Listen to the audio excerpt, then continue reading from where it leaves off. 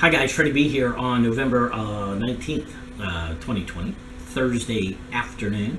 It's kind of a nice day here in Sarasota, Florida. It is a little chilly, been a beautiful week all week. I'm not saying it's nipply, but when you get in the 60s here, that's a little bit different than the 60s in Buffalo, where you're probably out sunbathing. Here, we're starting to wear jeans. Anywho, so what's happening today? Well, nothing's really changed from yesterday, the day before. We still haven't got a certified election. We don't have a president-elect because they haven't elected anybody yet, the Electoral College. There still are recounts going on. There are still allegations of voter fraud. Interestingly enough, if President Trump had won big, I'm sure most of these allegations of voter fraud would have been brought from the other side. So it's a no-win situation. It's really a shame, and that's the way we are. Since 1914, when Woodrow Wilson maybe committed us to World War I, the president has probably been the single most powerful person in the world. You might be able to go back to, say, turn of the century, Teddy Roosevelt. You had Taft in between, maybe Roosevelt, but it really started a time when people looked to the United States as a superpower and as the president of that superpower, as the leader of that superpower, is probably the most popular, or not the most popular, excuse me, is probably the most powerful person in the world. Now, there's been a couple guys that probably weren't up to the task. First one probably being Jimmy Carter, who tried to give the keys to America to the Soviet Union. He figured if you can't beat them, then invite them over for barbecue. Here's the keys to the house, the car, and everything. Literally tried to do that because, God forbid, you try to make peace. Thankfully, a true patriot, Ronald Reagan, was he was voted in, actually, in 1980. And Jimmy Carter, who was a very nice guy, but probably the first socialist president we had, really wanted to see it work. He would say that this particular election is just fine, just like he used to say that the elections in Venezuela were fine. Now, what did the elections in Venezuela and the recent election have in common? Apparently, Dominion software, where in their own user's guide, it shows the user how to manipulate the vote. Go figure. Anyway, call me a conspiratorialist. Put a foil hat on me. But I just find it interesting. That's all. Don't know if it's true. Not saying it is. Just interesting. Of course, the other one was Barack Obama, who was probably made Jimmy Carter feel really good when he got in because Jimmy Carter got off the bottom. Jimmy Carter said, I am no longer the worst president the United States has ever had. And it's kind of a shame because Barack Obama was the first African-American president, and he was the first of many things, and he really had a chance to he's going to go down in history, but I don't know that history will be extremely kind to him. But, he went around the world apologizing for the greatness of America to people who said, why are you apologizing for being the greatest country in the world? Why do you think everybody wants to move to the USA? You don't see people scrambling to get into Iran or Russia or Syria.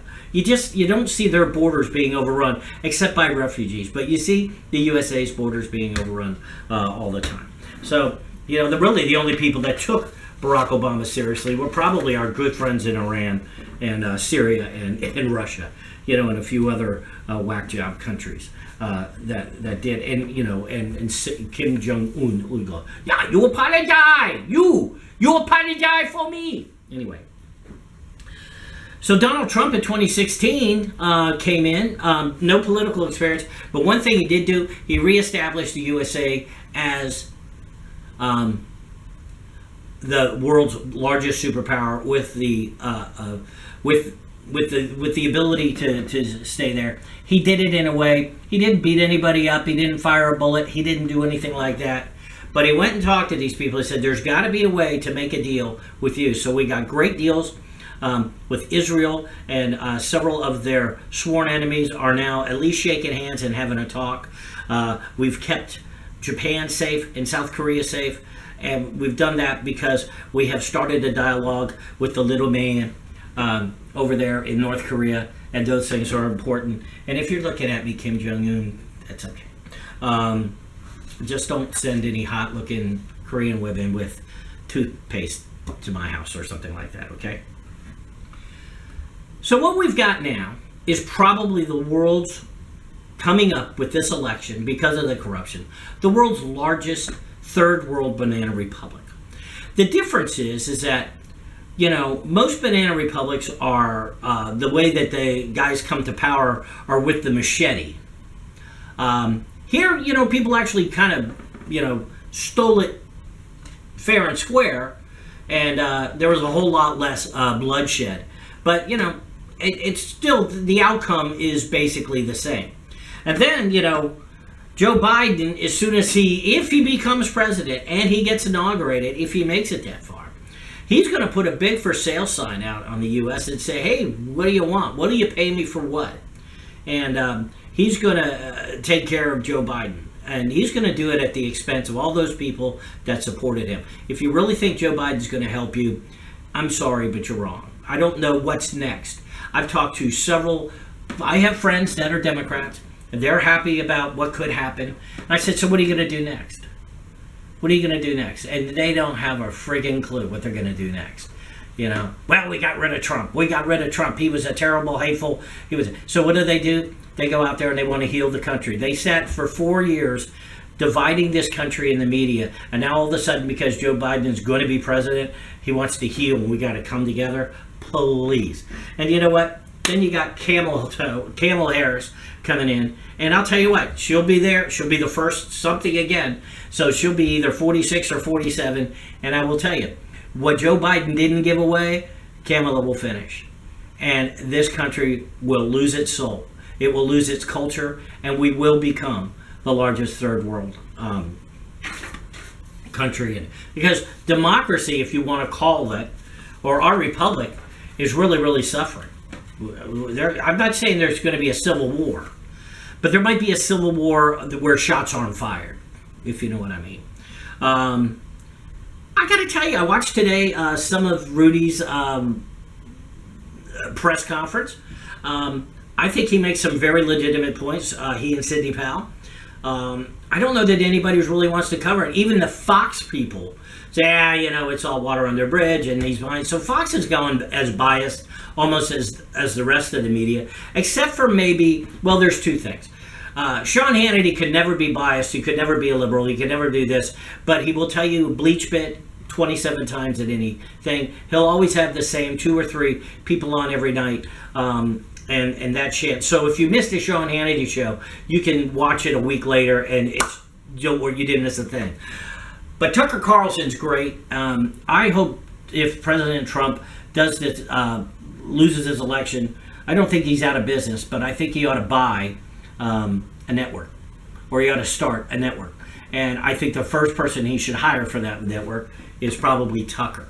I think Tucker's probably today, of the opinion journalists out there, probably the most straight up, and he reminds me the most of the late great Tim Russert, who I disagreed with politically, but I never questioned his integrity. He was great. So I'm starting to watch OAN on One American News. It's kind of like this broadcast. It's like, One American News, hi, how are you? You know, I don't know that the quality and the studio quality is as good as Fox or CBS, NBC or whatever, but I'm going for content, and I'm trying to go down the middle, and OAN seems to have that content and that down the middle bit. There's RT-TV, which is Russian TV. It's part of TASS, believe it or not, but are actually pretty much down the middle too. But they also are biased toward Russia. You don't hear any bad Russia stories on that one. So anyway, that's what I got to say today. I hope you have a really, really great day. Again, thanks for watching. If you like what you see, it's up to you if you want to continue. There's a subscribe button. There's a bell or something that you can punch, and I'd sure appreciate that. I'm trying to go for, 1 million likes and 27 million subscribers.